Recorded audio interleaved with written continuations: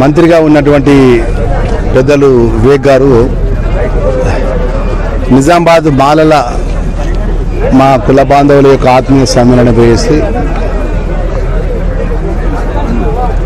మా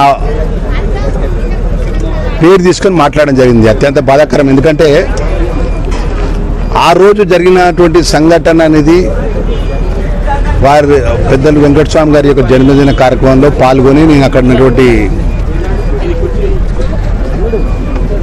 Jubilee hills by election పోతున్నా ప్రచారంలో మైనార్టీ వెల్ఫేర్ సంబంధించి దాన్ని పోతుంటే ఈరోజు మళ్ళొక మా పేరు తీసి మాట్లాడడం కావాల్సుకొని లక్ష్మణ్ కుమార్ అని నా పేరుతోని నేను తప్పు అబద్ధం మాట్లాడినానని వారి తండ్రి గారు నాకు టికెట్ ఇచ్చిందని మాట్లాడడం.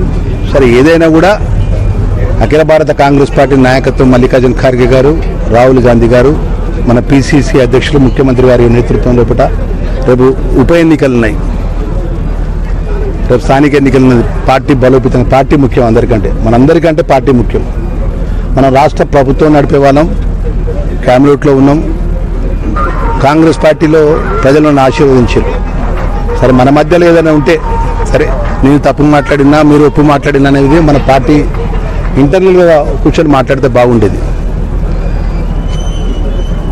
ఏదేమైనా కూడా డాక్టర్ వివేక్ గారి యొక్క విజ్ఞతకు, ఆయన మర్యాదకు, ఆయన గౌరవానికి వదిలిపెడుతున్నా తప్ప నేను దీంట్లో ఏం మాట్లాడదలుచుకోలేదు. ఎందుకంటే నేను పార్టీ లైన్ కట్టుబడినట్టు ఒకటే పార్టీ నమ్ముకొని, ఒకటే జెండాను నమ్ముకొని ఈ స్థాయికి వచ్చినట్టు సామాన్య కార్యకర్తను రాష్ట్ర క్యాబినెట్లో ఉన్న పార్టీ ముఖ్యం కాబట్టి పార్టీ లైన్ దాటిపోయేది లేదు. వారి విజ్ఞతకే, వారి మర్యాదకే ఈ అంశాన్ని, వారి నిజామాబాద్లో మాట్లాడిన అంశాన్ని వారి యొక్క మర్యాదకే, వారి విజ్ఞతకే వదిలిపెడతాను.